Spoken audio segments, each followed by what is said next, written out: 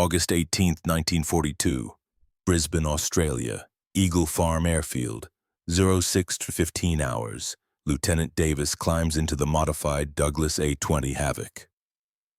4 M2 Browning 50 caliber machine guns, welded into the nose where the bombardier used to sit. 456 pounds forward of the center of gravity. Every engineer who looked at this aircraft said it wouldn't fly. The pilot before Davis tried. Lieutenant Morrison, good man, experienced, 200 hours in A-20s. The aircraft nosed over at 200 feet, crashed. Morrison died on impact. Davis knows this. He starts the engines anyway. Right R2600 radials, twin 14-cylinder beasts, they roar to life. He taxis to the runway, lines up, runs his final checks, mixture rich, propeller full forward, throttles advance. The A-20 accelerates, 50 knots, 70, 90. At 105 knots, Davis rotates, pulls back on the yoke. The nose barely lifts. He's pulling hard, full back pressure. The control yoke is almost in his lap. The A-20 clears the runway, 6 feet to spare.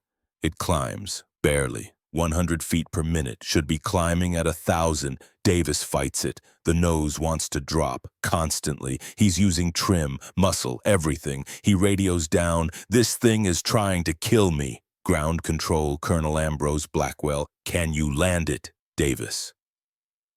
"If I don't die first." He brings it around. The approach is terrifying. The A-20 wants to nose over. Davis compensates, overcompensates. The aircraft porpoises. He lands hard, bounces twice. But he's down. He taxis back, shuts down the engines, climbs out. He's shaking. Sergeant Howard, crew chief, approaches. "How was it, sir?" Davis pulls off his helmet. "Davis, I'm not flying that again. That thing killed Morrison. It'll kill the next pilot, too." He walks away, on the tarmac watching a woman, 40 years old, chestnut hair streaked with gray, thin, deep hollows under her eyes. Borrowed coveralls rolled at the sleeves. Captain Evelyn Thorne, civilian contractor, aircraft engineer. She built this modification. She walks to Colonel Blackwell. "Evelyn." "I'll fly it." Blackwell. "You're not qualified." Evelyn. "I have a commercial pilot's license, 400 hours, and I know what's wrong with that aircraft. I can fix it." Blackwell. Eve. Evelyn. Colonel. "I have 4 children in a Japanese prison camp. Manila, 8,000 miles from here. Every aircraft we lose trying to hit their convoys is one more day Japan holds the Philippines. One more day my children are starving, so yes, I'm flying it." She doesn't wait for permission. She walks to the A-20, climbs in. Blackwell could stop her. He's her commanding officer, sort of. She's technically civilian, but he's responsible. He doesn't stop her, because part of him knows if she can't make this work, no one can. 647 hours. Evelyn starts the engines. She's flown before. Beechcraft Model 18s, Cessna 195s, civilian transports, never an A-20, never a bomber, never military, but she understands aircraft, balance, weight, physics. She runs the checklist, taxis to the runway. At 90 knots she rotates. The nose barely lifts. She pulls harder. The A-20 claws into the air. She feels it immediately. The nose heaviness. Every second the plane wants to dive. Davis was right. This thing wants to kill you. But Davis didn't know where the problem was. Evelyn does. She climbs to 500 feet, levels off, then she starts adjusting. Elevator trim tab, small movements, click by click, aft. The pressure on the yoke eases. Slightly. Aileron trim, rudder trim, fine tuning. 12 minutes. But slowly the A-20 stabilizes. The nose stays up. The controls lighten. She's not fighting it anymore. The aircraft flies. Angry, twitchy, not gentle. But it flies. She brings it around. Lines up for landing. Touchdown. Smooth. She taxis back, shuts down, climbs out. The ground crew is silent. Then Sergeant Howard starts clapping. The rest join in. Evelyn walks to Blackwell. Evelyn, it flies. We need to make 11 more. Blackwell, you just test piloted a combat aircraft without authorization. Evelyn, are you going to court-martial me? Blackwell smiles. First time in months. Blackwell, no, I'm going to give you a workshop and a crew. He hands her a folder. Mission briefing. Blackwell, General Harrison wants to see this in combat. Buna Airfield, New Guinea. How fast can you build 11 more? Evelyn, 3 weeks. Blackwell, you have 2. Evelyn, then we work faster. This is how it started. 1 widow, 1 impossible aircraft, and 8,000 miles between her and 4 children she hasn't seen in 8 months. But to understand why she's here, to understand what drove her to this moment, we need to go back 9 months. To the day the world exploded. December 8, 1941. Manila, Philippines, 06:23 hours. The Japanese bombers come at dawn. Evelyn Thorne is at Nichols Field, inspecting a Beechcraft Model 18. Engine trouble. Oil pressure inconsistent. Probably a worn bearing. She's elbow deep in the cowling when the air raid sirens start. She looks up. 62 aircraft, high altitude, formation perfect. Then the bombs fall. Nichols Field erupts. Hangars explode. Aircraft shred into shrapnel. The Beechcraft takes a direct hit 40 seconds after she runs. She survives because she knows which direction to run. Away from the fuel depot. Toward the drainage ditch. Her husband doesn't. James Thorne is in the control tower. 3 bombs hit, direct. The tower collapses, 43 feet of concrete and steel, 12 men inside, no survivors. Evelyn doesn't know yet. She's in the ditch, face down, hands over her head. The ground shakes. The attack lasts 17 minutes. When the bombers leave, Nichols Field is gone. And so is James. December 10th, 1941. Evelyn buries her husband, quick service, Catholic priest, 20 people. The Japanese are advancing on Manila. Everyone knows what's coming. Evacuation. Pan American Airways is running evacuation flights. Clippers to Australia. Army is commandeering every aircraft. Evelyn has 4 children. Cecilia, 16. Responsible. Smart. Becoming a woman too fast. Theodore, 13. Wants to be brave like his father. Cries at night when he thinks no one hears. Adelaide, 9. Still believes everything will be okay if Mom says so. Beatrice, 5. Doesn't understand why Daddy isn't coming home. Evelyn gets them on the evacuation list. 4 seats. Flight leaves December 20th. Destination Brisbane. She packs 1 suitcase per child.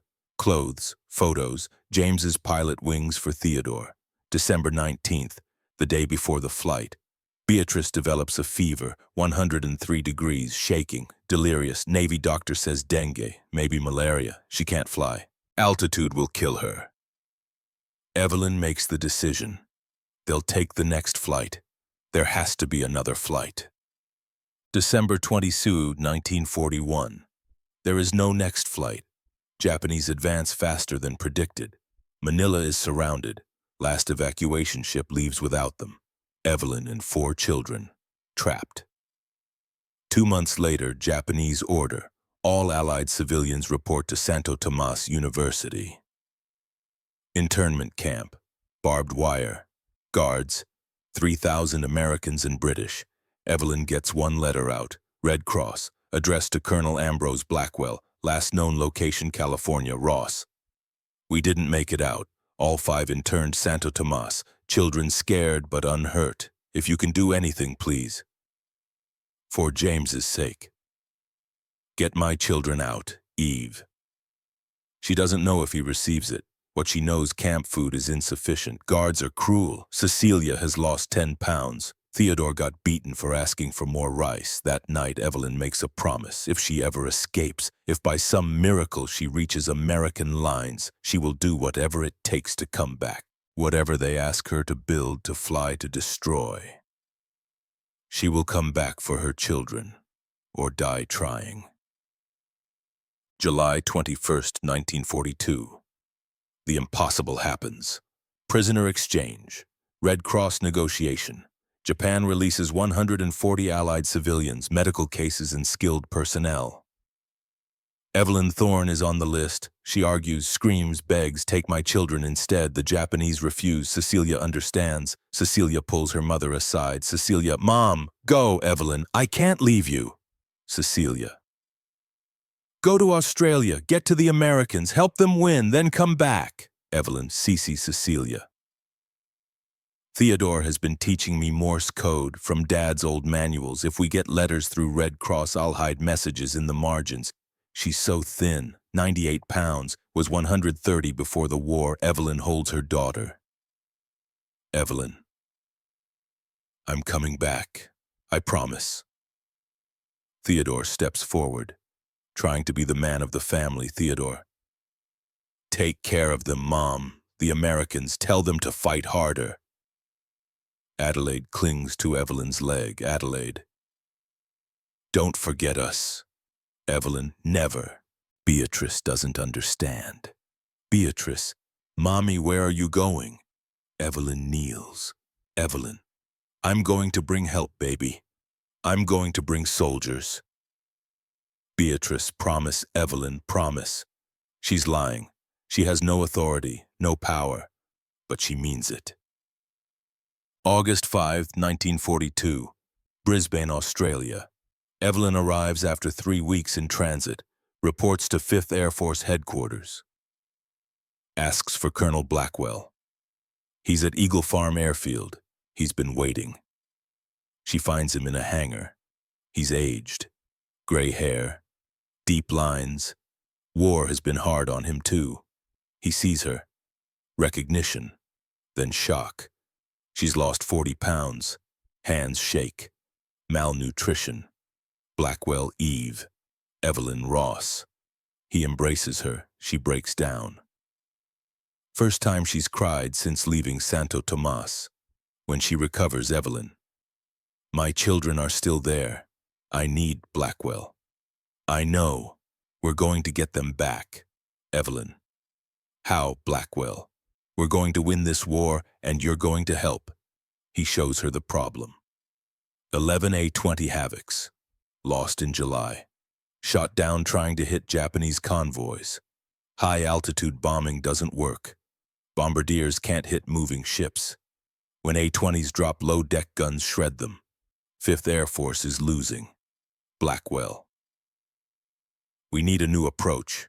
General Harrison gave me 1 week. Evelyn walks to an A-20, studies it. The nose, bombardier station, Norden bomb site, useless at low altitude. She does the math. A-20 speed 240 knots, ship speed 12 knots, closing distance 800 yards per 15 seconds. At that range, bombardier has 3 seconds to aim. Impossible. But if the bomber could suppress deck guns first, come in at wave-top height, guns firing, then skip bombs across water like stones, point-blank range. The ship couldn't maneuver fast enough, but the bomber needs forward firepower. She turns to Blackwell. Evelyn. What if we rip out the bombardier station, mount heavy machine guns in the nose instead? 4 50 caliber guns, firing straight ahead. Blackwell. That's not how bombers work. Evelyn. Then we're building them wrong. She starts sketching. 4 M2 Browning guns, 64 pounds each, plus ammunition. Center of gravity shifts forward, but if they rebalance, move equipment aft. It could work. Blackwell. The engineering board will never approve. Evelyn. Then don't tell them. Give me 1 week. Blackwell. If you're wrong, Evelyn, I'm not wrong. I've watched Japanese mechanics for 4 months. They're stretched thin, poor quality control. We hit their supply lines at the source, their airfields, their convoys. They can't replace losses, but we need to fly low. Fight back. She hands him the sketch. Evelyn. I need 4 50 caliber guns and 1 A-20. Blackwell studies the drawing. This violates every doctrine, but they're losing. Blackwell makes the decision. Blackwell, 1 week, prove it works. Act 2. Building the weapon, August 17, 1942, 08:30 hours. Evelyn stands before a disassembled A-20, nose section removed, bombardier station gone. 4 50 caliber guns on the hangar floor, stripped from wrecked P-39s. The pilots are dead. Ground crew watches her. Sergeant Howard. Ma'am, with respect the weight distribution, Evelyn, will be balanced by moving radio equipment aft and adjusting tail trim. I've done the calculations. Howard. Ma'am, has anyone done these modifications before? Evelyn. No. Silence. Then Corporal Jensen steps forward. Young, 22. Jensen. I'll help. Howard glares. Jensen. Sarge, we lost 8 guys last month. If this works... Howard sighs. Howard. All right, but if this bird crashes, it's on you, ma'am. They work 18 hours straight. Guns mount on steel frame, welded, reinforced, ammunition feeds, belt-fed, 200 rounds per gun, combined weight 456 pounds forward of center of gravity. Evelyn compensates. Relocates radio aft, moves oxygen tanks, adjusts elevator trim, adds ballast weight to tail. The math works, on paper. Which brings us back to where we started. Lieutenant Davis's failed test flight, Evelyn's successful one, and 11 more strafers to build in 2 weeks. September 11, 1942. Evelyn works 20-hour days. 81st Air Depot Group assigns 12 mechanics. Assembly line fashion. Word spreads. The female engineer. The widow. Building strafers. Some pilots are skeptical. Women don't design combat aircraft. Others watch her work, see her precision, her refusal to accept imperfection. She checks every weld, every feed, every trim setting. Captain Fletcher Dane approaches, squadron leader Dane. Ma'am, I hear you're building a bomber that fights back. Evelyn, that's the idea. Dane, my squadron lost 3 crews last month. Can your design save lives? Evelyn, yes. Dane, then we'll fly it when, Evelyn, tomorrow, Buna Airfield. Dane, that's Japanese held. Evelyn, I know. You'll strafe parked aircraft at treetop level, suppress ground defenses, skip bomb installations. Dane, you're asking us to fly into anti-aircraft fire, low altitude. Evelyn, the A-20s will be shooting back. 1,400 rounds per minute. Japanese won't have time to aim. Dane studies her. Dane, you believe in this? Evelyn. I have 4 children in Manila, Captain. Every Japanese aircraft we destroy is one less defending the Philippines. Yes, I believe. Dane nods. Dane, we fly tomorrow. Act 3. First Blood, September 12, 1942. 05:30 hours, Port Moresby, New Guinea. 16 modified A-20s. 16 pilots, 16 co-pilots, 8 gunners. Dane briefs, target Buna Airfield, 40-plus Japanese aircraft on ground. We destroy them before they get airborne. He points to a map. Dane, approach from southeast, treetop altitude, fast, low, at 800 yards, open fire with nose guns. Suppress anti-aircraft. Skip bombs across runway. Lieutenant Morrison raises his hand. Morrison, sir, who designed these modifications? Dane, Captain Evelyn Thorne, civilian contractor. Morrison, a civilian, sir. Dane, she test flew the prototype herself after 3 pilots refused. She's flying with us today. Silence. Evelyn steps forward. Borrowed flight suit. Too big. Evelyn, I'm flying in Colonel Blackwell's aircraft, waist gunner position, observer. Morrison, ma'am, regulations. Evelyn, I'm not asking permission. Those modifications came from my workshop. If they fail, I want to see it. Dane, any other questions? Silence. Dane, mount up. 615 hours, in flight. 16 A-20s cross Owen Stanley Mountains.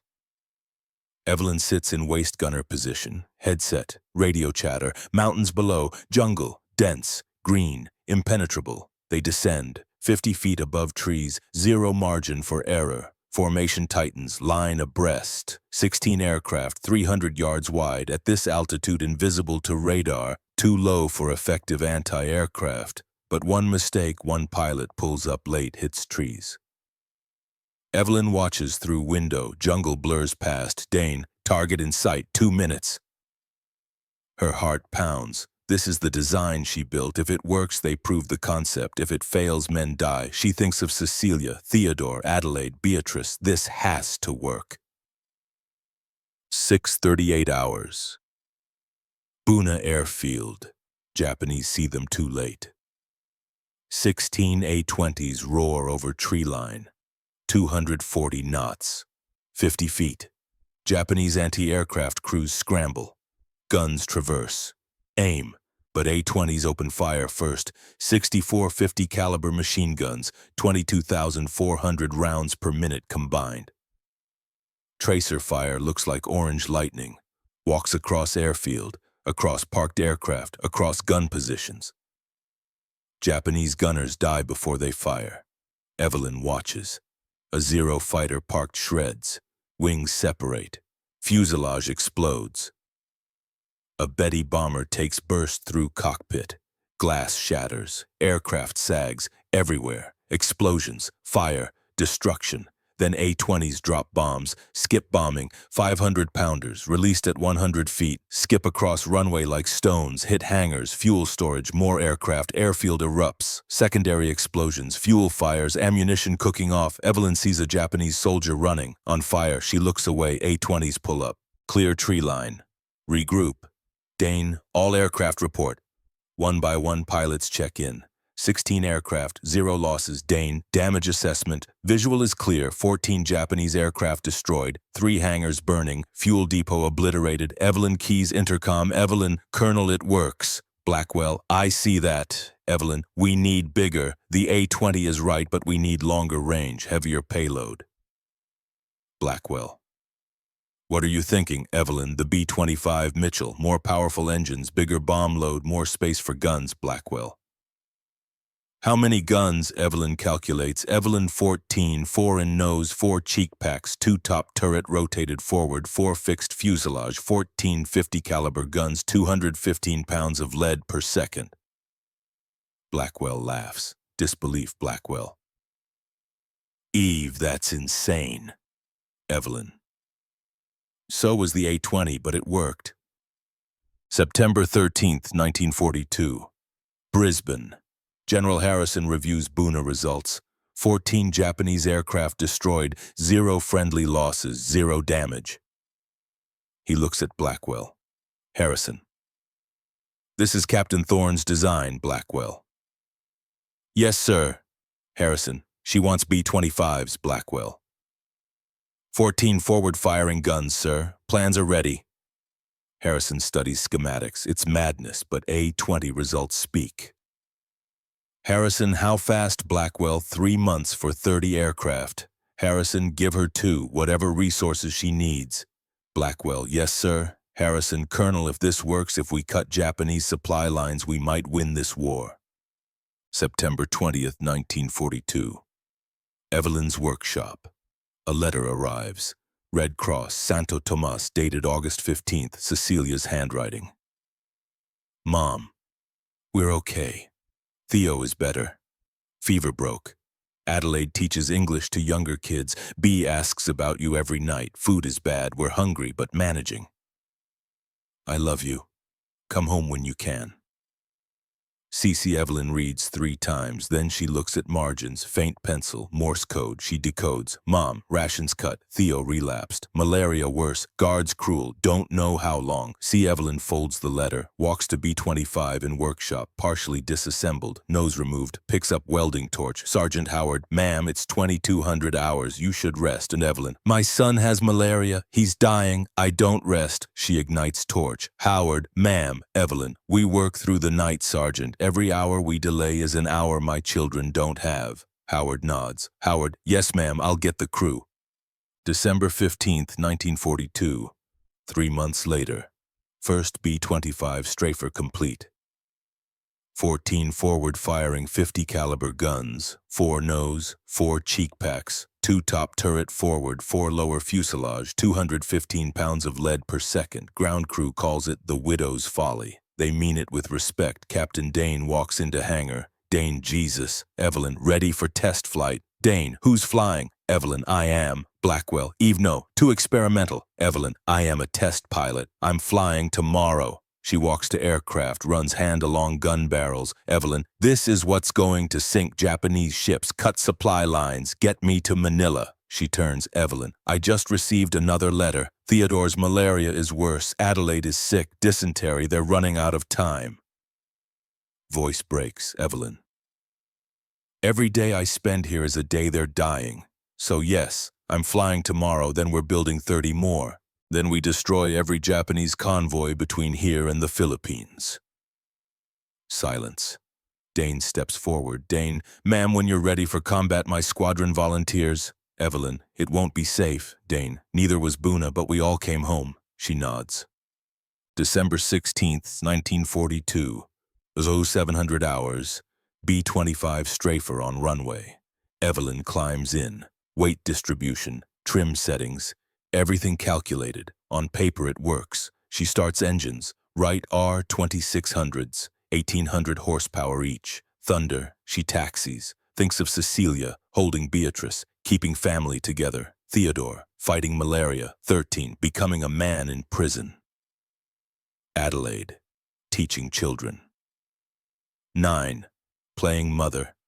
Beatrice. 7 now. Forgetting mother's face. She advances throttles. B-25 accelerates, nose heavy, worse than A-20.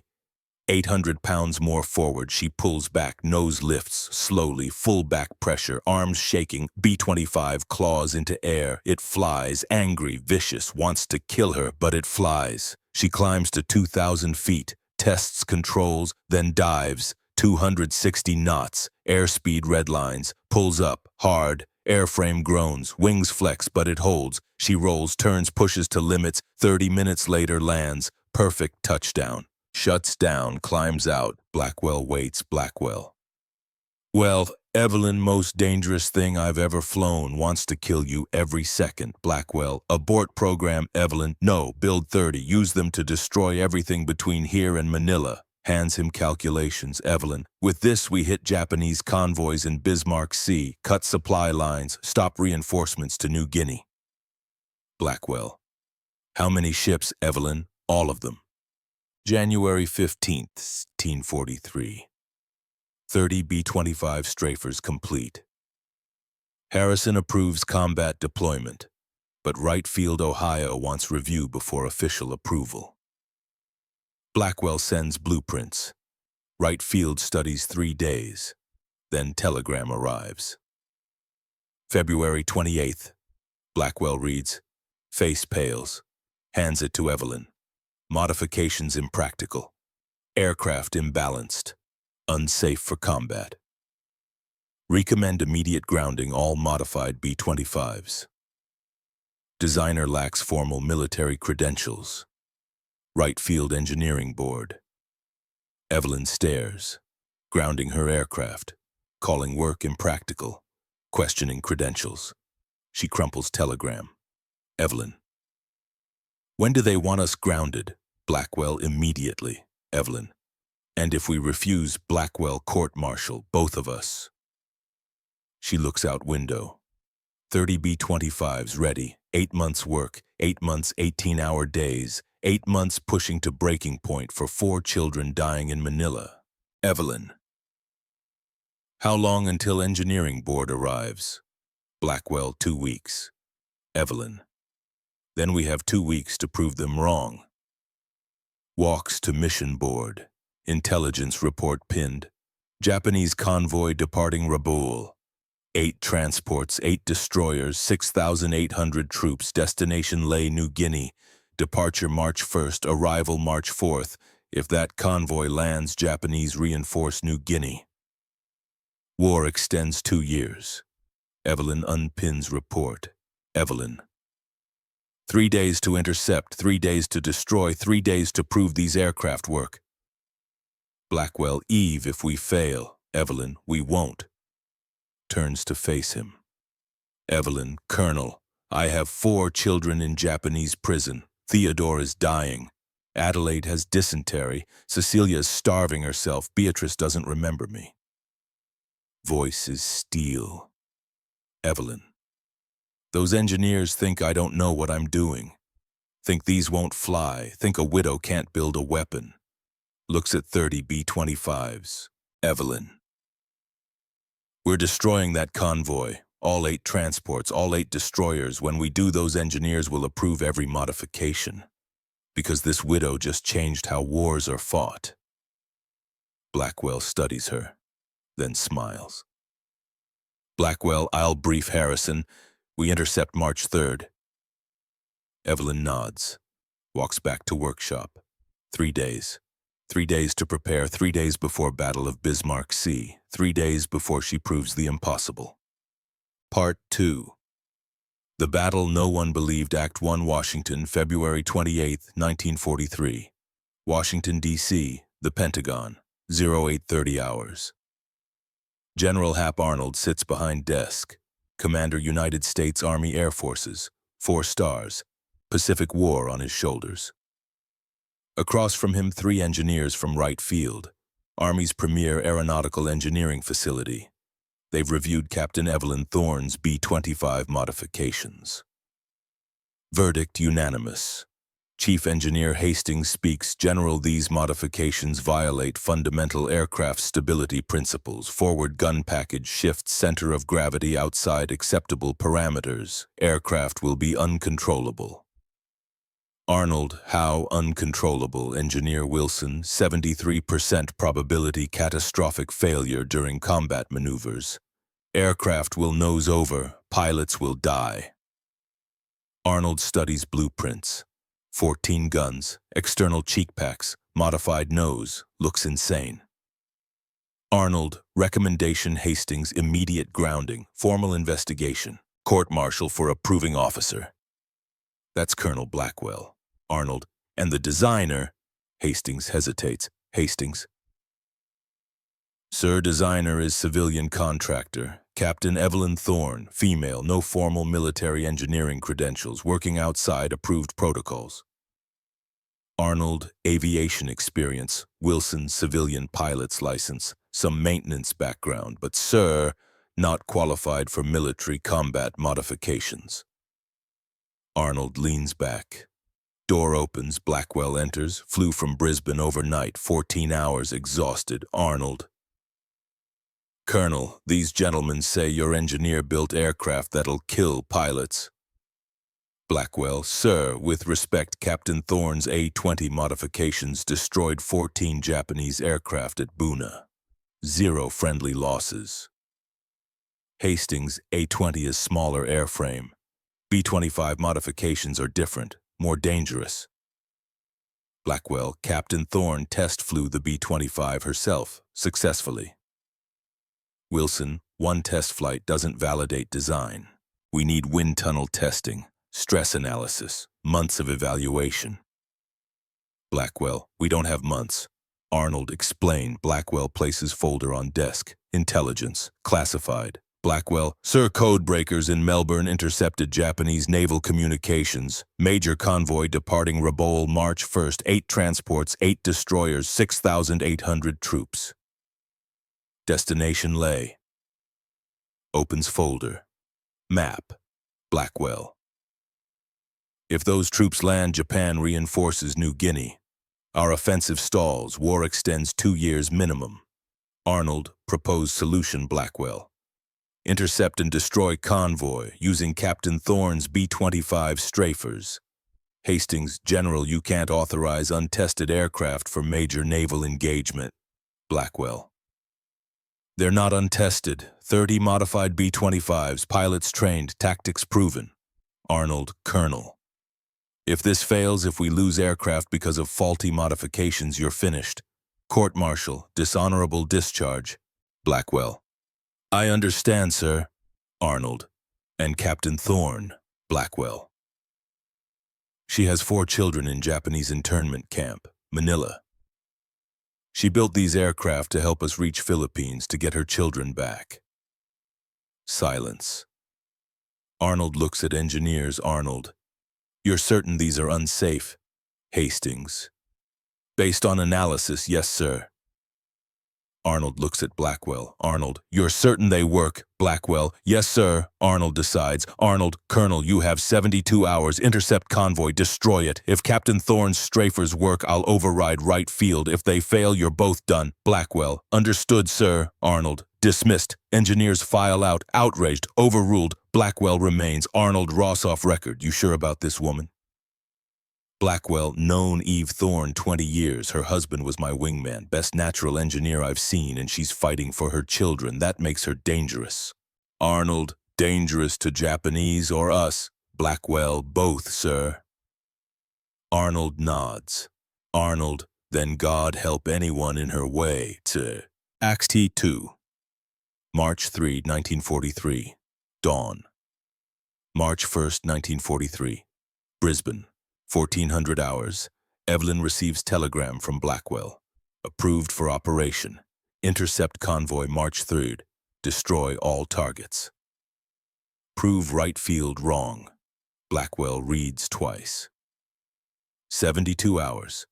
3 days to justify 8 months' work. 3 days to prove she's not insane.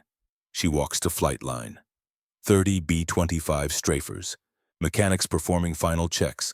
Armorers loading ammunition. Captain Dane approaches. Dane, ma'am, we're ready. Evelyn, convoy leaves Rabaul tomorrow dawn. Intelligence estimates they'll cross Bismarck Sea March 3rd. Weather shows heavy clouds. Monsoon. Japanese think bad weather protects them. Dane, will it? Evelyn, we're flying whether it rains or not. Hands him folder. Mission plans. Attack patterns. Skip bombing trajectories. Evelyn, attack at masthead height, 50 feet above water. Strafers suppress deck guns with forward fire. Skip bombs point blank. Japanese won't have time to maneuver. Dane studies plans. Dane, ma'am, this is the most aggressive anti-shipping tactic I've seen. Evelyn, good. Japanese never saw it either. March 2nd, 1943. Port Moresby, New Guinea. 1930 hours. Briefing room packed. 12 B-25 strafer crews, 30 A-20 crews, P-38 Lightning pilots, RAAF Beaufighter crews, 137 aircraft, Dane at front, map behind, Bismarck Sea, convoy route in red. Dane, gentlemen, one chance, Japanese convoy en route lay. 8 troop transports, 8 destroyer escorts. If we don't stop them, Japan reinforces New Guinea. War turns against us. Points to map. Dane convoy will be here 70 miles northwest of Leh at 0800 March 3rd. Weather overcast, low clouds, poor visibility. Japanese think we can't attack. Lieutenant Morrison, sir, how do we engage in weather? Dane, fly under clouds, 50 feet above water. B-17s attack first from altitude, draw anti-aircraft fire high, then we come in low. Another pilot, strafer approach, Dane line abreast, 12 B-25s across 300-yard front, open fire 800 yards, suppress deck guns, skip bombs 100 yards, hit and run before their fighters arrive. Silence. Every pilot knows what 50 feet above water means. No margin. One mistake, you're swimming. Dane questions navigator stance. Sir, what if we take fire during approach? Can strafers survive hits? Dane, Captain Thorne designed these. She's here. She can answer. Evelyn stands. Every eye turns. Some heard of her. Widow engineer. Woman who test flies own designs. Others learning now. Evelyn B-25 can absorb significant damage, but at 50 feet no room to recover from catastrophic hits. My recommendation, trust forward guns. Shoot first, shoot accurately, kill deck gunners before they kill you. Morrison. Ma'am, you're asking us to fly into point-blank range of destroyer guns. Evelyn. Yes. Morrison. That's suicide. Evelyn looks at him. Evelyn. No, suicide is doing nothing while Japan reinforces. Suicide is letting this convoy land. Suicide is fighting this war the same way we've been losing. Walks to map. Evelyn. I have 4 children in Manila. Every day this war continues is another day they're starving. Another day my son's malaria worsens. Another day my youngest daughter forgets my face. Turns to room. Evelyn. These strafers will work. I've calculated every trajectory, every ammunition feed, every stress load. You will fly low, suppress their guns, sink every ship. You will come home. Points at Morrison. Evelyn, if you don't trust the aircraft lieutenant, stay here. But I'm flying tomorrow in Colonel Blackwell's strafer, observer position. If my design fails, I die with you. Morrison sits. No more questions. Dane, briefing complete. Wheels up 0600, dismissed. Pilots file out. Evelyn remains. Blackwell approaches Blackwell. That was quite a speech. Evelyn, I meant every word. Blackwell, I know. That's what worries me. Hands her letter, Red Cross, Manila, dated January 20th, 1943. 6 weeks old. Evelyn's hands shake opening. Cecilia's handwriting. Mom Theodore is worse. Malaria comes back every few days. Camp doctor doesn't have quinine. We're doing everything. Addie boils water. I make sure he rests. But he's so thin, Mom. Looks like skeleton. B asks about you. I show her photo, 1941. She traces your face, says that's Mommy. But I don't think she believes. You're just picture now. Please come soon. CC Evelyn reads 3 times. Then margins. Faint pencil. Morse code. Decodes. Mom. Theo dying. Fever 104. Doctor says days, not weeks. Guards say if Americans attack Philippines, they kill all prisoners. Come faster. Please. Evelyn folds letter. Hands stop shaking. Face becomes stone. Blackwell, Eve. Evelyn. Tomorrow we kill every Japanese ship in that convoy. Every single one. My son doesn't have weeks, he has days. Walks out. Blackwell watches. He's seen that look before on James's face. Before impossible missions. Look of someone with nothing left to lose. 6:30 hours. Port Moresby. 137 aircraft assemble over Cape Ward Hunt. 12 B-25 strafers, 30 A-20s, 24 P-38s, 8 RAF Beaufighters, 13 B-17s. Largest Allied strike force in Southwest Pacific. Evelyn sits waist gunner position. Blackwell's B-25, flight suit, parachute, May West, leather helmet, looks out window, formation tightening, aircraft slot. B-17s climb 15,000 feet, strafers stay low, 200 feet above water. Blackwell on intercom. Eve, you don't have to do this. Evelyn, I built these. If they fail, I want to see it. Blackwell, and if they work, Evelyn, then I get one step closer to Manila. Formation heads north, target 70 miles, time 40 minutes, below Solomon Sea, blue-green empty, then Dane contact, Japanese convoy bearing 340, distance 15 miles. Evelyn leans forward, looks, horizon ships, small gray shapes, 8 transports, 8 destroyers, Japanese convoy, everything she's worked for. 8 months welding, 8 months calculations, 8 months, 18-hour days, all leading here. 08, 15 hours. B-17s attack first. 13 heavy bombers, 15,000 feet, above clouds, drop 137 bombs. Evelyn watches. Bombs fall like rain. Black specks against gray. Japanese ships open fire. Anti-aircraft tracers, orange streams, sky fills with flak. 1 B-17 takes hit, smoke from number 3 engine, stays airborne. Bombs hit water. Geysers, explosions, spray 200 feet, but ships moving, turning, maneuvering.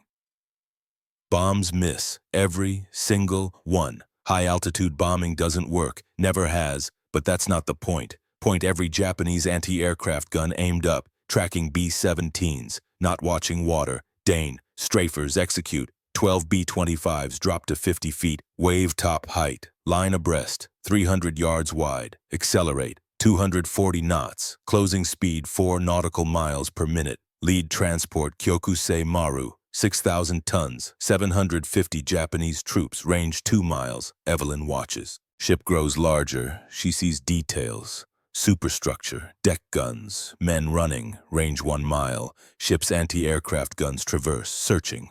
Still looking up at B-17s, not down at water. Range 800 yards, Dane, all strafers, open fire, 168 50 caliber guns fire simultaneously. Sound is thunder, muzzle flashes turn formation into wall of light. Evelyn sees tracers. Orange streams like laser beams cutting across water, converging on ship. Deck of Kyokusei Maru erupts. 50 caliber rounds walk across superstructure like chainsaw. Windows shatter, metal shreds, bridge explodes. Japanese anti-aircraft crews die at guns, cut down before firing, bodies thrown across deck. 3 seconds of fire. Then B-25s at 100 yards. Dane's bomber releases first. 2 500-pound bombs drop, hit water, skip like stones across pond. First bomb skips once, twice, hits ship's hull below waterline, detonates inside engine room. Explosion blows outside. Metal tears. Hole 20 feet wide. Water rushes in. Second bomb hits amidships, penetrates deck, detonates in troop compartment. 750 men below. Explosion is catastrophic. Evelyn watches. Ship shudders, lists to port, smoke pours, flames erupt. 30 seconds after strafers arrived, Kyokusei Maru is dying. Sink in 40 minutes. But strafers already passed. Already targeting next ship. 32 hours. Transport Teiyo Maru tries to run. Captain orders full speed, 15 knots max. B-25s doing 240 knots. Math is simple. 4 strafers bracket Teiyo Maru both sides. Evelyn watches from Blackwell's aircraft, not targeting this ship, covering. But she can see attack. 50 caliber streams converge on deck. Anti-aircraft crews never fire. Dead before reaching guns. Bridge windows shatter. Ship's executive officer takes 3 rounds through chest, falls, doesn't move. Captain lasts 10 seconds. Then burst cuts him down. 8 bombs drop, 5 hit.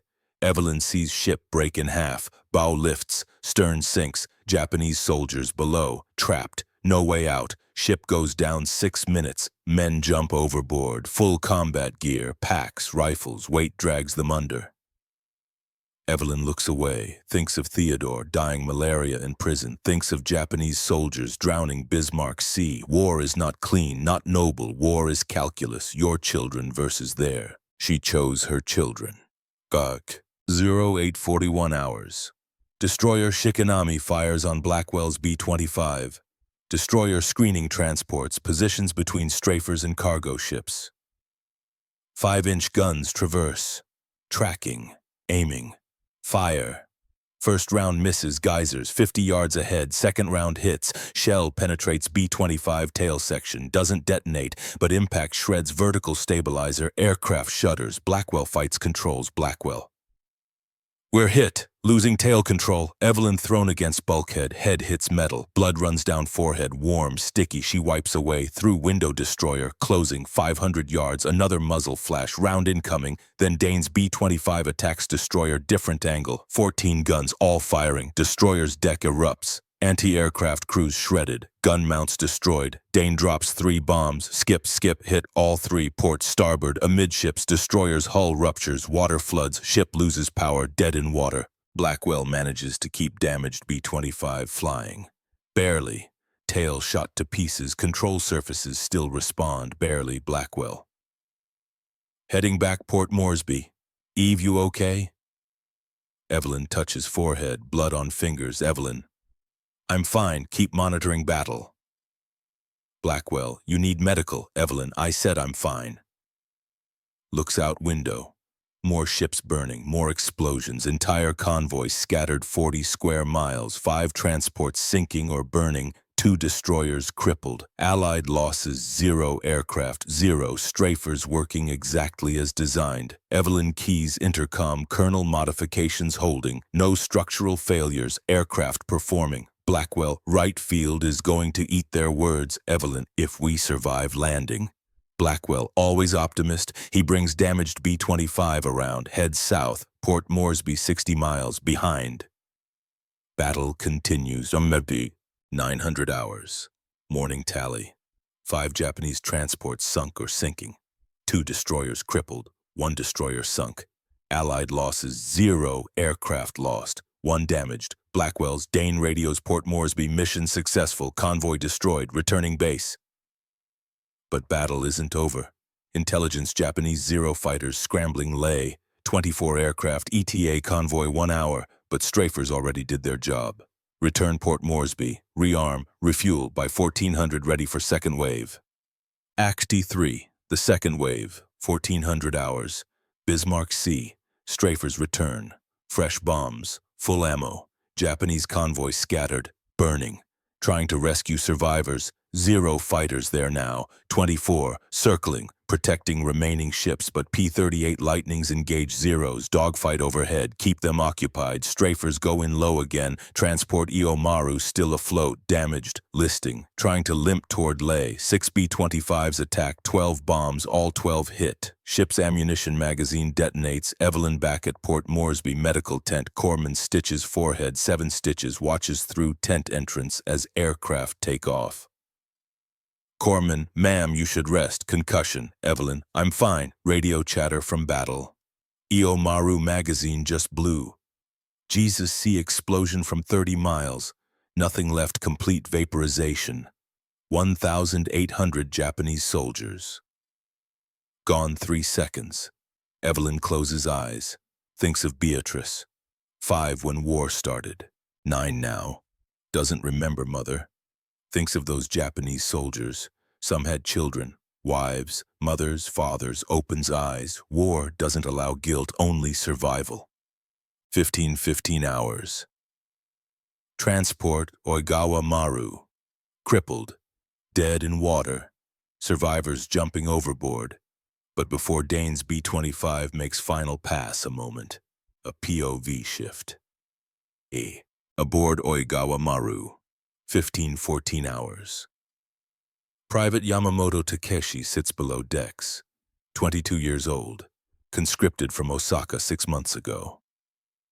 He's writing a letter. To his mother, younger sister. Mother, we sail to defend the Emperor's lands. I am not afraid. I will bring honor to our family. Tell Keiko I will return when war is won. I promise.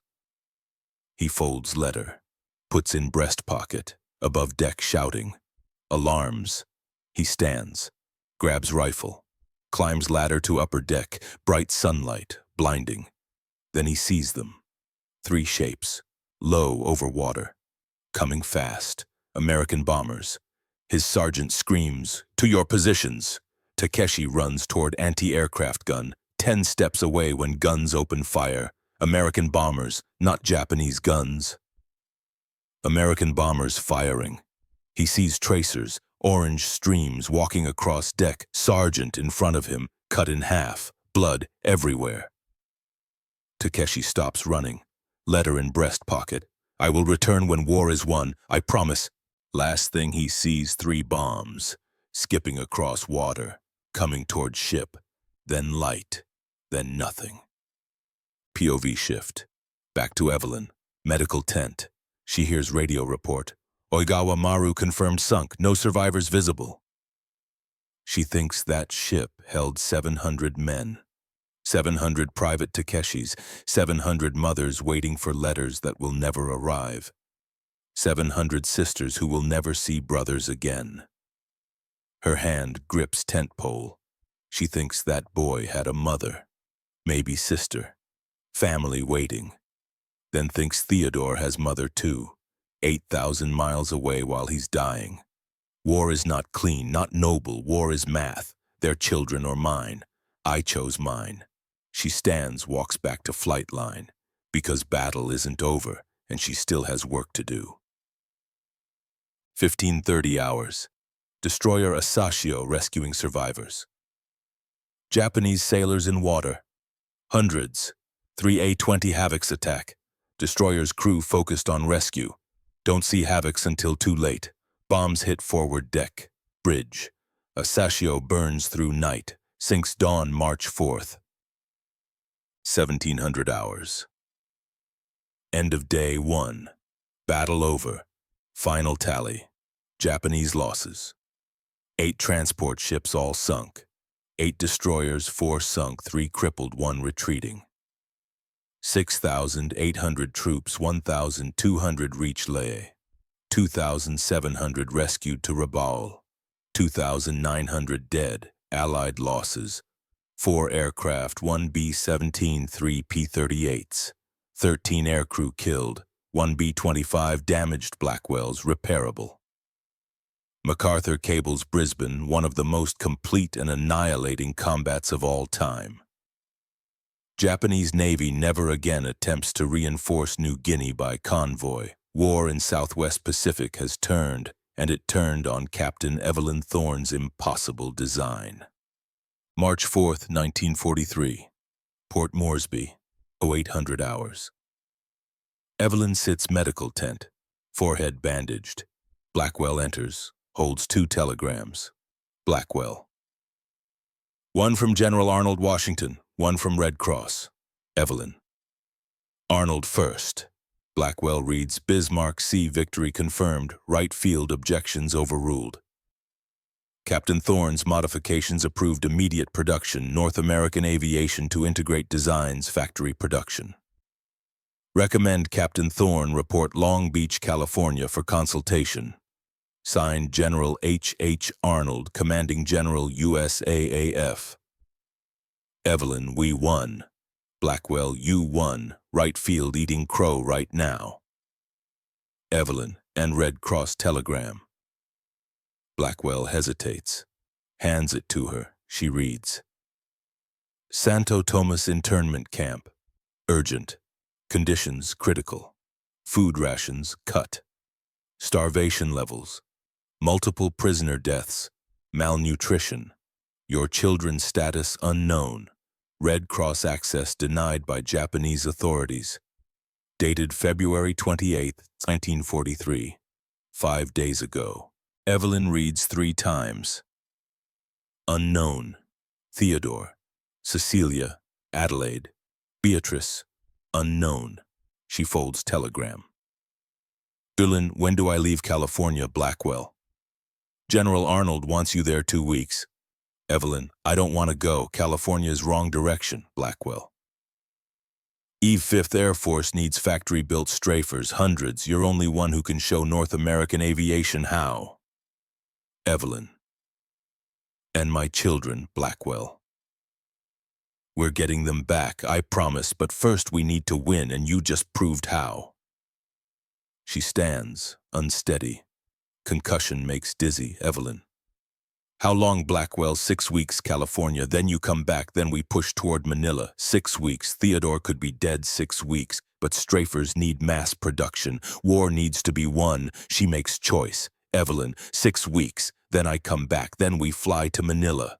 Blackwell. You have my word. She walks to door, looks at flight line. 30 B-25 strafers, some damaged, some being repaired, but all proven, all lethal, all her design. Engineers said they wouldn't fly. They were wrong. Engineers said Widow couldn't build weapon. They were wrong. Engineers said it was impossible. They were wrong about everything. Part 3. The Widow's Victory Act.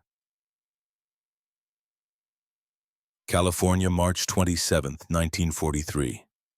Long Beach, California, North American Aviation Plant, 0900 hours, 140 acres factory floor, 20,000 workers, 3 shifts, 24 hours. Assembly line produces 1 B-25 every 4 hours, standard configuration. Bombardier in nose, Norden bomb site, high-altitude package. Captain Evelyn Thorne walks through main entrance.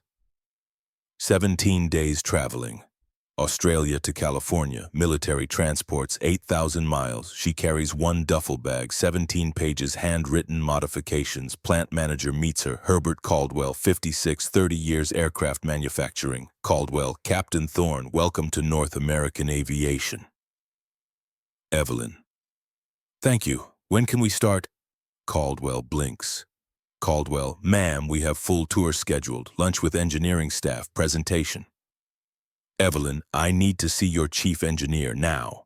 Caldwell, ma'am, we have protocols. Evelyn, Mr. Caldwell. I have 4 children in Japanese prison camp. Every hour I spend on tours is hour they don't have. Where is your chief engineer? Caldwell studies her. Bandage on forehead, hollowness around eyes, steel in voice. Caldwell, this way. 1,000 hours. Engineering Department. Chief Engineer Douglas Whitmore. Yale graduate. 23 years experience. Designed components for P-51 Mustang. He looks at Evelyn's hand-drawn blueprints. Looks up. Whitmore. These are your field modifications. Evelyn. Yes. Whitmore. Ma'am, where are stress calculations? Evelyn. I don't have any. Whitmore. Wind tunnel testing. Evelyn. I tested by flying the aircraft myself. Whitmore. That's not how engineering works. Evelyn. It worked. Bismarck Sea. 8 ships sunk, 0 friendly losses. Whitmore puts down blueprints. Whitmore, Captain Thorne. I understand you've had success with field modifications, but factory production requires precision. Standards. We can't just weld guns onto aircraft and hope they fly. Evelyn. I didn't hope. I calculated, I balanced, I tested. Whitmore, without proper methodology. Evelyn leans forward. Evelyn. Mr. Whitmore, 3 months ago. Wright field engineers told General Arnold my modifications were impossible. Said aircraft would kill pilots. Recommended court-martial. Whitmore, I'm aware. Evelyn. Last week, those same modifications destroyed entire Japanese convoy. 12 of my strafers sank 8 transports and 4 destroyers. Japanese will never reinforce New Guinea by sea again. Pacific War turned on my design. She taps blueprints. Evelyn. So when I tell you these work, I'm not guessing. I know, because I built them. I flew them. I watched them kill ships. Silence. Whitmore looks at Caldwell. Caldwell shrugs. Whitmore. All right, Captain, show us. March 28th, April 10th, 1943. 2 weeks. Evelyn works 18-hour days. North American aviation engineers reverse engineer her field mods into production drawings. Strengthen nose structure. Reinforce fuselage around gun mounts. Redesign ammunition feed. Calculate stress loads. Wind resistance. Center of gravity shifts. Everything Evelyn did by instinct they do with mathematics. And mathematics confirms she was right. Engineers start to respect her. Not because she's woman in man's field, because she's better at this than most of them. Whitmore admits it, April 5th. Whitmore, Captain, your intuitive understanding of aircraft balance is extraordinary. Where did you learn, Evelyn?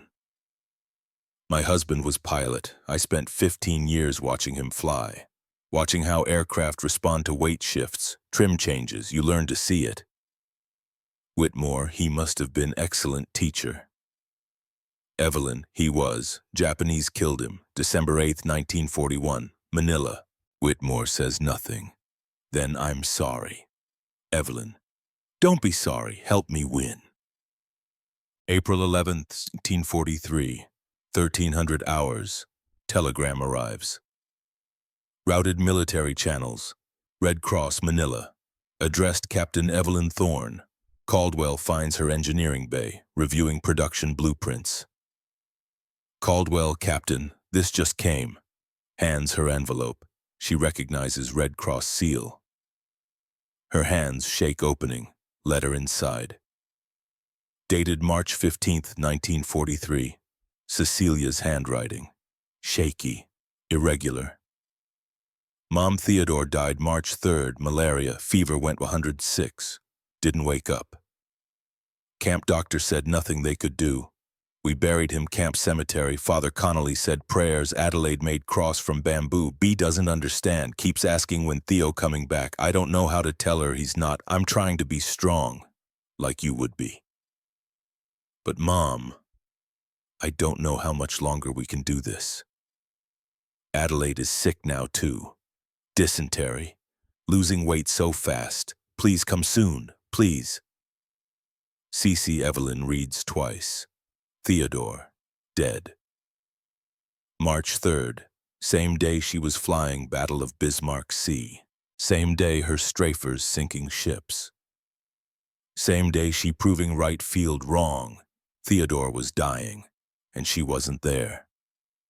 She folds letter. Caldwell. Captain. Are you all right? Evelyn doesn't answer. Walks out engineering bay, through factory floor, past assembly lines, past workers, past aircraft, walks outside. California sun is bright, warm. Her son is dead. She sits on concrete barrier, alone. Her hands shake. She grips the letter. Theodore, 13 years old, wanted to be brave like father, dead in prison camp while she was building bombers. She lets herself feel it for 1 minute, the grief, the guilt, the overwhelming weight. Then she stands, walks back inside because she still has 3 children. And they're running out of time. April 12th, 1943. 0600 hours. Evelyn returns engineering bay. Whitmore there early. Sees her. Whitmore, Captain if you need time. Evelyn, how long until we complete production drawings? Whitmore, 3 more days. Evelyn, make it 2. We're behind schedule. Whitmore, Captain. Evelyn, my son died while I was proving these modifications work. His name was Theodore, 13 years old, died of malaria in Japanese prison because we're not winning fast enough. She looks at blueprints. Evelyn, I have 3 children left, Cecilia, Adelaide, Beatrice. I'm not losing them too. So we finish these drawings 2 days, start production immediately, build 5,000 strafers, use them to burn Japan's war machine to ground. Whitmore nods slowly. Whitmore, 2 days. Evelyn, thank you. She picks up pencil, begins calculating gun mount stress tolerances, works straight through day, straight through night, doesn't sleep, just works, because stopping means thinking, and she can't think. Not yet. Not until 3 remaining children are safe. May 10th, 1943. Rollout ceremony. First factory-built B-25G Strafer. 450 caliber gun, solid nose. 75mm M4 cannon, forward fuselage. Evelyn test flies it. 75mm recoils 4 feet when fired. Entire aircraft shudders. Navigator manually reloads, rate of fire 1 round every 30 seconds, not ideal, but devastating against ships.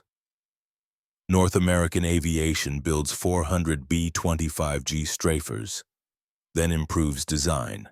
B-25H model, 850 caliber nose and cheek packs, 2 more top turret forward, 4 fixed lower fuselage, 14 forward firing guns total. Production 1,000 B-25H strafers. Then ultimate variant, B-25J, removes 75mm cannon. Adds 4 more 50 caliber guns, 18 forward firing guns. Most heavily armed production bomber in history. North American Aviation will build 4,900 B-25J strafers, but Evelyn won't see it. Because May 15th, 1943, she boards transport back to Australia. 6 weeks California. Exactly as Blackwell promised, now she's going back to war. Act 2. The long campaign, May 20th, 1943, October 1944. 17 months. The Strafer campaign expands, Evelyn flies 43 combat missions, always as observer. Waist gunner position, June 1943. Balikpapan, Borneo, oil facilities, strafers destroy storage tanks, refineries, Japanese aviation fuel production drops 60%, September 1943. Wewak strafers learn night attacks using radar, skip bombing complete darkness, coordinating with PT boats. Japanese call modified B-25s Kuroi-shi, Black Death.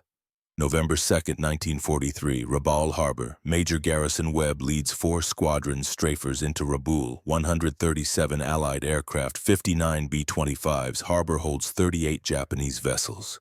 Strafers come in masthead height through phosphorus smoke. Attack from multiple directions simultaneously. 15 minutes. 30 ships hit, 5 sunk outright, 12 damaged beyond repair. Rabaul Harbor finished as forward supply base. Evelyn flies that mission, watches Rabaul burn, thinks of Theodore. This is for you. January.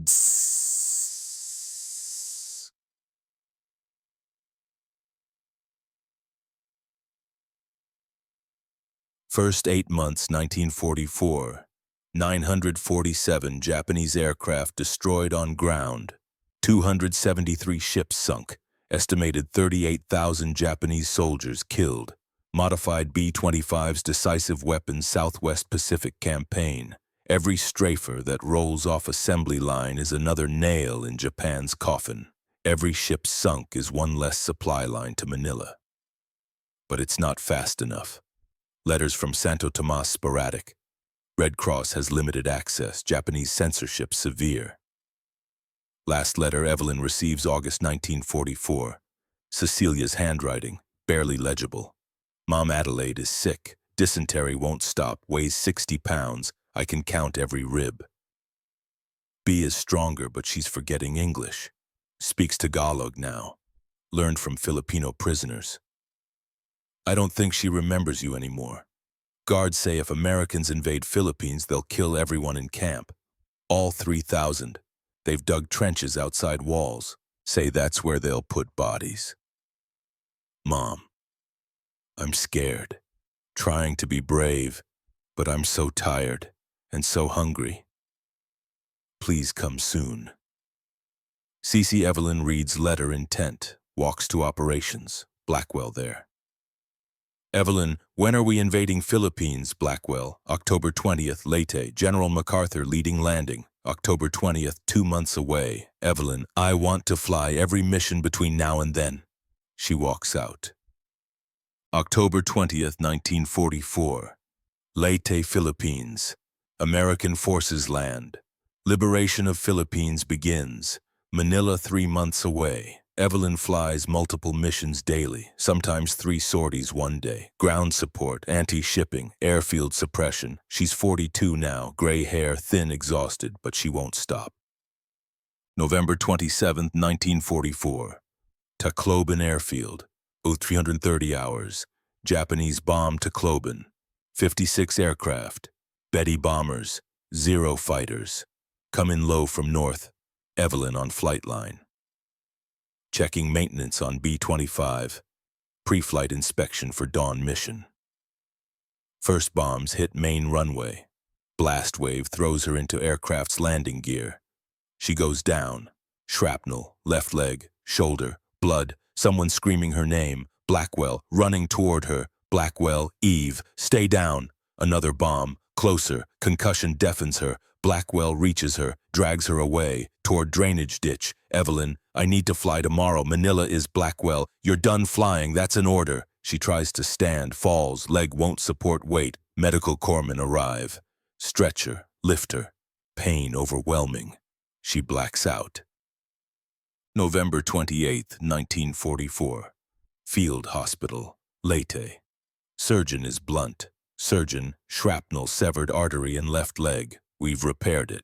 But you won't walk without limp, and you won't fly combat again, not 6 months minimum. Evelyn. Manila is 3 months away. Surgeon. Captain, you're lucky to be alive. Evelyn. When can I leave hospital? Surgeon. 2 weeks. then medical evacuation Australia, probably medical retirement. Evelyn, no.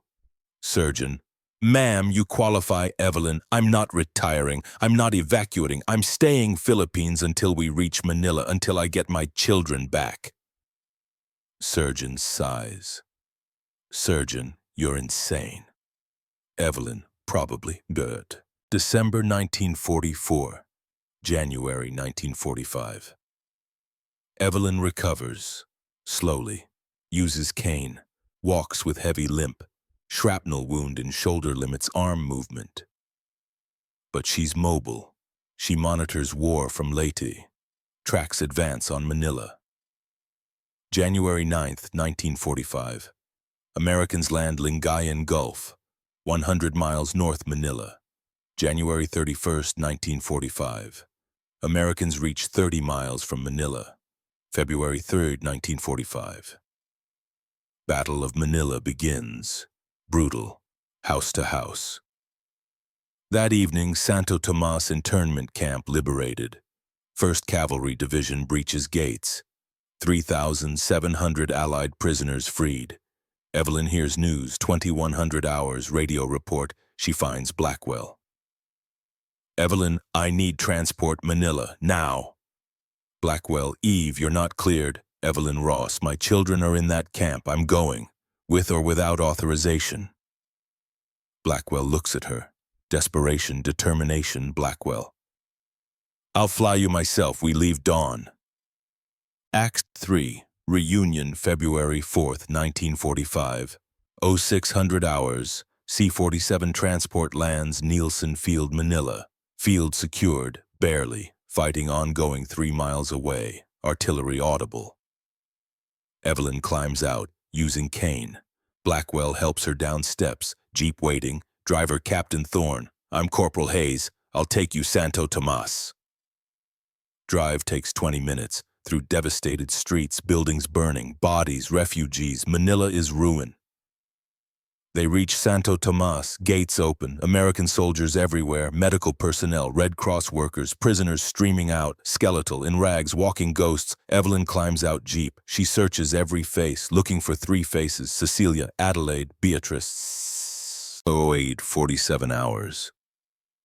Evelyn walks through camp, past main building, past courtyard, toward makeshift hospital army set up overnight. Hundreds of prisoners. Being examined. Being fed. Slowly. Carefully. She walks through rows of cots, searching. Then she sees her. Cecilia, 20 years old now, but looks ancient. Skeletal. Hair thin.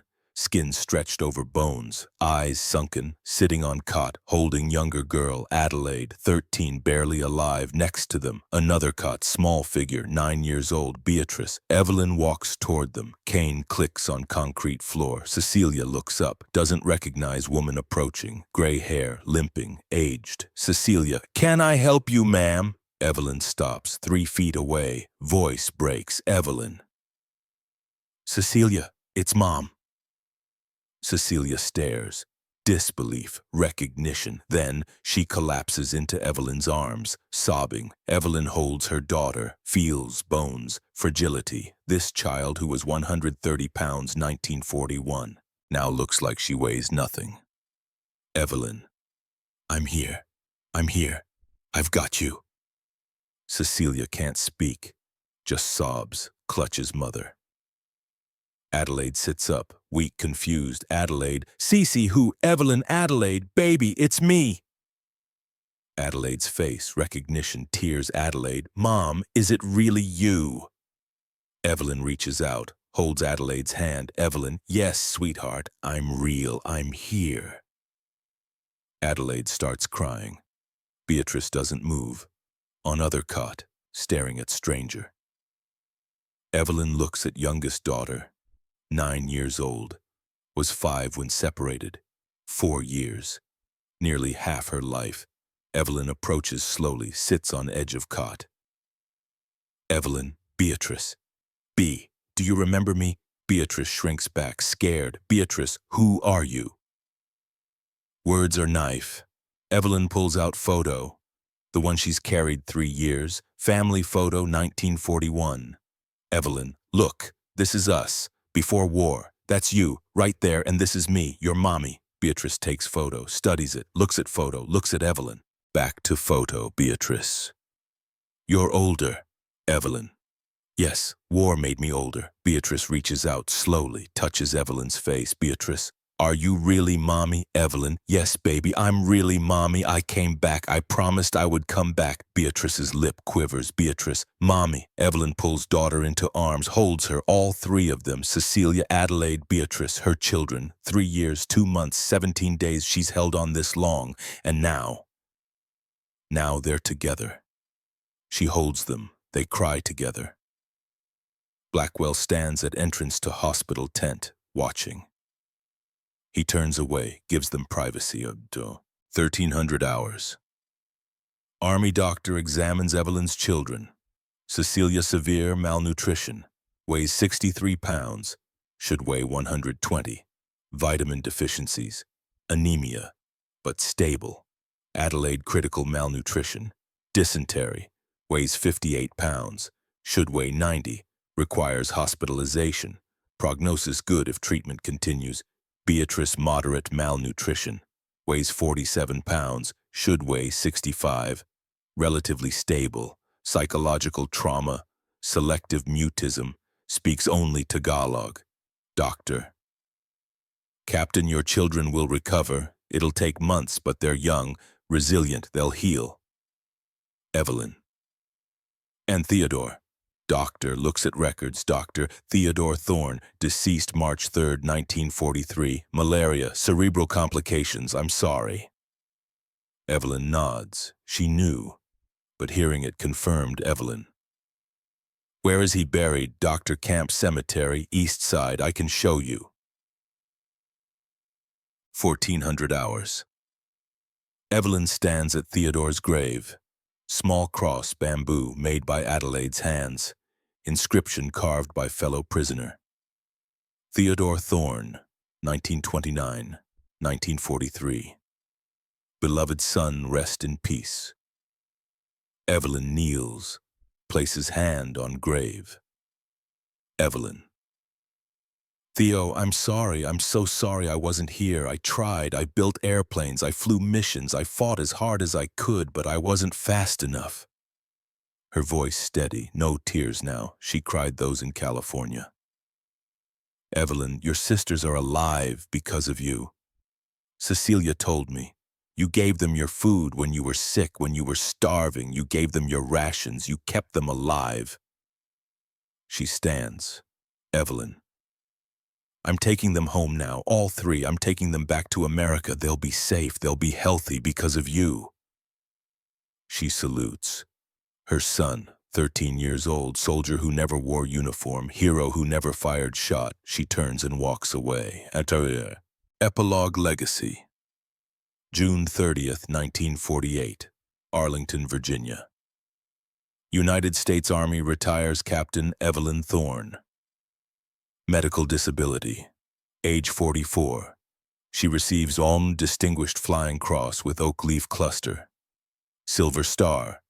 Legion of Merit, Air Medal, 9 Purple Hearts Distinguished Service Cross recommended. Never approved. Some officers believe contributions were technical rather than tactical. They're wrong, but Evelyn doesn't care about medals. She has what she fought for. Her children are home. 1948, 1957, 9 years. Evelyn rebuilds life. Returns Philippines, rebuilds airline she and James started before war. By 1956, airline flies internationally. Manila, Hong Kong, Singapore, San Francisco. Her children heal. Cecilia marries American veteran 1947, moves California, has 3 children, teaches English. Adelaide becomes nurse, works VA hospital. Helps veterans. Beatrice struggles most. Trauma. Forgotten years. But she finds art. Painting. She paints memories. Camp. Liberation. Mother's return. Evelyn flies constantly. Can't stop moving, because stopping means remembering. October 10th, 1957. Evelyn charters Beechcraft Model 18, routine flight, Manila to Baguio, 140 miles north. Weather forecast scattered thunderstorms, nothing severe. She files flight plan 0800, departure zone 930, expected arrival 1100. She's 53 years old, still flying. 10 to 47 hours. Cordillera Mountains, weather deteriorates. Heavy rain, low visibility, turbulence. Beechcraft's radio goes silent 10:47. Search and rescue find wreckage 3 days later. Mountainside near Baguio. Aircraft flew into storm cell, tried to climb. Winds drove them into ridge. Impact killed everyone instantly. Evelyn Thorne dies October 11th, 1957. Age 53 and 2. October 12th, 1957. Manila. Philippine government gives Evelyn state funeral. 6,000 attend. Cecilia speaks. 32 years old now, healthy, strong, mother herself, Cecilia. My mother didn't invent strafer to become hero. She invented it because she needed to come home. She had 4 children trapped in war, and she refused to accept word impossible. Looks at crowd. Cecilia. Engineers said her aircraft wouldn't fly. She flew them. They said civilian couldn't design military weapons. She designed most lethal bomber in history. They said woman couldn't change warfare. She did. Voice steady. Cecilia. My brother Theodore died before she could reach us. But because of what my mother built, because of strafers, because of ships, she sank because of war, she shortened my sisters and I survived. So did 3,699 other prisoners Santo Tomas. Holds up photo. Evelyn in flight suit, 1943, standing next to B-25 strafer. Cecilia. This is woman world should remember. Not victim, not widow, but warrior, engineer, mother who fought her way across ocean to save her children. The numbers 5,000 B-25 strafers built with Evelyn Thorne's modifications. 817 Japanese ships sunk. 2,143 enemy aircraft destroyed on ground. Estimated 85,000 Japanese soldiers killed. Tide of Pacific War turned on her design. The real impact. Strafer concept changed air warfare. Before Evelyn bombers dropped ordnance from altitude, after Evelyn bombers became multi-role weapons, AC-130 gunship direct descendant, A-10 Warthog spiritual successor, every modern attack aircraft with forward-firing guns traces lineage to her work. Present day. National Museum Pacific War displays one of Evelyn's original hand-drawn blueprints. Paper yellowed, measurements in pencil, caption Captain Evelyn Thorne, the widow's gunship.